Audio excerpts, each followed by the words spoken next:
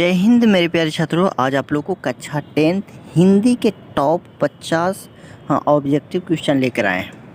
NCERT book का सारा objective question है। 2025 के फाइनल बोर्ड की एग्ज़ाम देने वाले हैं, तो प्लीज़ ये वीडियो को जरूर देखिए। क्वेश्चन बैंक से गेसिंग किया हुआ है, अगर 100% बिल्कुल लड़ने वाला ऑब्जेक्टिव क्वेश्चन है। प्लीज़ वीडियो को जरूर पूरा देख लीजिए और चैनल पर नए तो जरूर सब्सक्राइब कर लीजिए। चलिए प्रश्न नंबर 1 देखिए। 1 नंबर प्रश्न काफ़ी ज़्यादा इंपॉर्टेंट क्वेश्चन है। करा कि भारत में जाति प्रथा का मुख्य कारण क्या है। ये हमेशा एग्जाम में पूछा गया एक प्रश्न है। MVVI है, बेरोजगारी है कि गरीबी को उद्योग धंधा की कमी की अमीरी। तो आप लोग याद रखिएगा बेरोजगारी। हाँ, भारत में जाति प्रथा का जो मुख्य कारण है वो बेरोजगारी है। चलिए 2 नंबर प्रश्न करा है। 2 नंबर प्रश्न करा है कि मानव मुक्ति का पुरोधा किसे कहा गया है। मानव मुक्ति का पुरोधा नलिन बिलोचन शर्मा का, यतीन्द्र मिश्रा की, भीमराव अम्बेडकर की, अमरकांत। आप लोग याद रखिए मानव मुक्ति का जो पुरोधा है भीमराव अम्बेडकर जी का कहा गया है। 3 नंबर प्रश्न कर रहा है कि जाति प्रथा स्वाभाविक विभाजन नहीं है, क्यों। हाँ, भेदभाव के कारण, शोषण के कारण, कि गरीबी के कारण, कि रुचि पर आधारित ना होने के कारण। तो आप लोग याद रखिएगा रुचि पर आधारित ना होने के कारण। ऑप्शन डी बिल्कुल राइट आंसर हो जाएगा। 4 नंबर प्रश्न आप लोग देखिए। 4 नंबर प्रश्न कर रहा है कि बाबा साहेब अम्बेडकर का जन्म किस राज्य में हुआ था। तो आप लोग याद रखिएगा मध्य प्रदेश में हुआ था, कि बिहार में, कि उत्तर प्रदेश में, हाँ, कि बंगाल में। तो आप लोग याद रखिएगा बाबा साहेब भीमराव अम्बेडकर का जन्म हुआ था 14 अप्रैल 1891 ईस्वी की महू मध्य प्रदेश में। महू मध्य प्रदेश, ऑप्शन ए बिल्कुल राइट आंसर हो जाएगा। वीडियो अच्छा लगे तो लाइक सब्सक्राइब जरूर कर लीजिए और वीडियो को पूरा देखिएगा कि NCERT बुक का सारा गेसिंग किया हुआ प्रश्न है। 2025 में बिल्कुल 100% लड़ने वाला है। बाबा साहेब भीमराव अम्बेडकर का जन्म कब हुआ था। तो अभी बताएं 14 अप्रैल 1891 ईस्वी के महू मध्य प्रदेश में इनका जन्म हुआ था। 5 नंबर प्रश्न के ऑप्शन ए बिल्कुल राइट आंसर हो जाएगा। 6 नंबर प्रश्न करा है कि श्रम विभाजन और जाति प्रथा के लेखक कौन है। हाँ, भीमराव अम्बेडकर, की रामविलास शर्मा, की गुणाकर मूल्य, की हजारी प्रसाद द्विवेदी। हाँ, ये 6 नंबर प्रश्न के आप लोग कमेंट करके ज़रूर बताइए। आप लोग जानते हैं तो प्लीज़ कमेंट करके ज़रूर बताइएगा। 7 नंबर प्रश्न करा है। 7 नंबर प्रश्न काफ़ी ज़्यादा इंपॉर्टेंट क्वेश्चन है। 7 नंबर प्रश्न करा कि आदर्श समाज स्वतंत्रता, समानता और मातृवृत्ति पर आधारित है, किसने कहा था। हाँ, यह किसने कहा था आप लोग जल्दी जल्दी बताइए। हाँ, मैक्स मुलर ने कहा था, भीमराव अम्बेडकर, की बिरजू महाराज, की अग्नि। तो आप लोग याद रखिएगा भीमराव अम्बेडकर जी ने कहा था। चलिए 8 नंबर प्रश्न करा है कि भारत में बेरोजगारी का मुख्य कारण क्या है। जाति प्रथा है, कि दहेज प्रथा है, कि अशिक्षा है, कि भ्रष्टाचार। तो आप लोग याद रखिएगा जाति प्रथा। भारत में बेरोजगारी का मुख्य कारण है जो जाति प्रथा है। चलिए अब प्रश्न नंबर 9 नंबर प्रश्न देखिए। 9 नंबर प्रश्न क्या करा कि भारत में बेरोजगारी का भारत में बेरोजगारी का प्रमुख और प्रत्यक्ष कारण क्या है।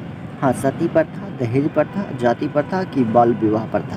तो आप लोग याद रखिए भारत में बेरोजगारी का एक प्रमुख और प्रत्यक्ष जो कारण है वो जाति प्रथा हो जाएगा। चलिए 10 नंबर प्रश्न करा कि आधुनिक सभ्य समाज श्रम विभाजन को आवश्यक क्यों मानता है। हाँ, कार्य कुशलता के लिए, भाईचारा के लिए, कि रुचि पर आधारित ना होने के कारण, कि इनमें से कोई नहीं। तो आप लोग याद रखिएगा भारत में सभ्य समाज श्रम विभाजन को आवश्यक मानता है कार्य कुशलता के लिए। ऑप्शन ए बिल्कुल राइट आंसर हो जाएगा। प्रश्न नंबर 10 के 11 नंबर प्रश्न करा। 11 नंबर प्रश्न काफ़ी ज़्यादा इंपॉर्टेंट क्वेश्चन है।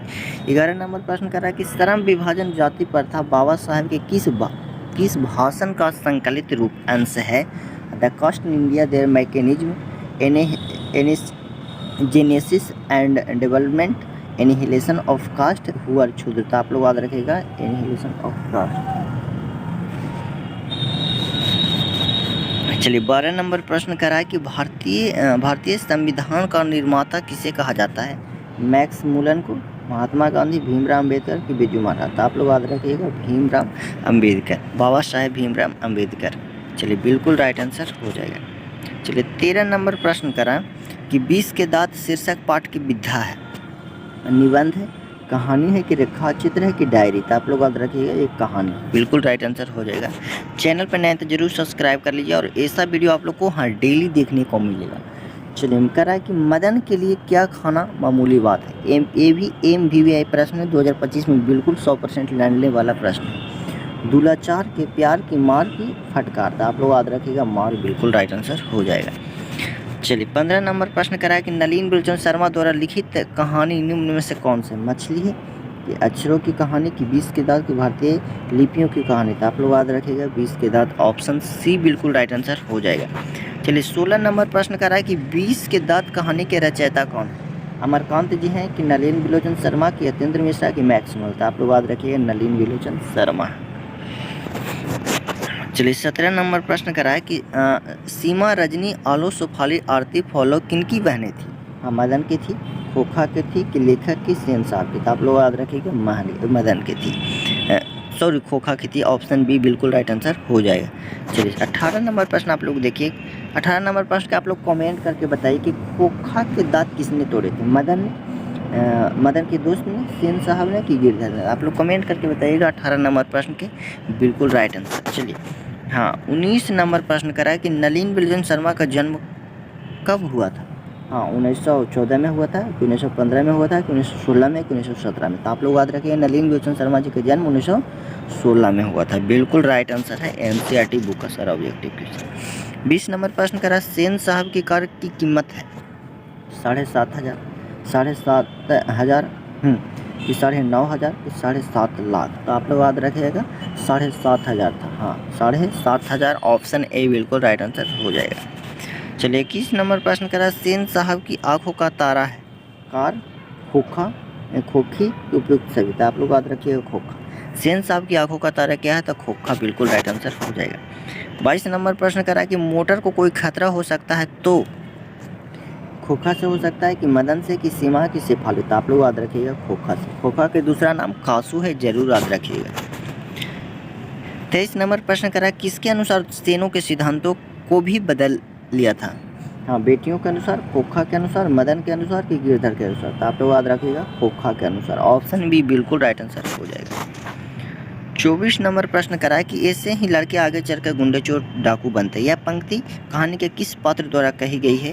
तो आप लोग याद रखिएगा कहानी के एक कही सेन साहब द्वारा कही गई, यानी 24 नंबर प्रश्न का ऑप्शन सी बिल्कुल राइट आंसर हो जाएगा। चलिए 25 नंबर प्रश्न करा है कि मैं तो खोखा को इंजीनियर बनाने जा रहा हूँ, यह कथन किसका है? सेन साहब जी का है, कि मिस्टर सिंह का है, कि गिरधर लाल, कि मुखर्जी साहब? तो आप लोग याद रखिएगा इस सेन साहब का है। चलिए 26 नंबर प्रश्न करा कि सेन साहब की 5 लड़कियां कैसी थी? दंगड़ थी, नासमझ थी, कि मूर्ख थी, कि सुशील थी? तो आप लोग याद रखिएगा 26 नंबर प्रश्न के सुशील थी बिल्कुल राइट आंसर, ऑप्शन डी हो जाएगा। चलिए 27 नंबर प्रश्न करा किस गवर्नर जनरल के समय 172 दारिश नामक सोने से भरा घड़ा मिला था? लॉर्ड डलहौजी, लॉर्ड कैनिंग, कि वारेन एंगस्टन, कि लॉर्ड कार्नवालिस? तो आप लोग याद रखिएगा ऑप्शन सी होगा, हाँ वारेन हेस्टिंग्स। ऑप्शन सी बिल्कुल राइट आंसर हो जाएगा। 28 नंबर प्रश्न करा कि हितोपदेश का जर्मन भाषा में अनुवाद किसने प्रकाशित करवाया था? तो आप लोग याद रखिएगा महात्मा गांधी जी ने, मैक्स मुलर, गुणाकर मूल्य, कि अमरकांत? तो आप लोग याद रखिएगा मैक्स मुलर। ऑप्शन बी बिल्कुल राइट आंसर हो जाएगा। चलिए 29 नंबर प्रश्न करा कि निरिवंश विद्या का संबंध किससे है? आप लोग याद रखिएगा मानव विज्ञान से। मानव विज्ञान बिल्कुल राइट आंसर हो जाएगा। 30 नंबर प्रश्न करा है कि मैक्स मुलर ने कालिदास की किस पुस्तक का जर्मन भाषा में अनुवाद किया था? तो ये आप लोग याद रखिएगा,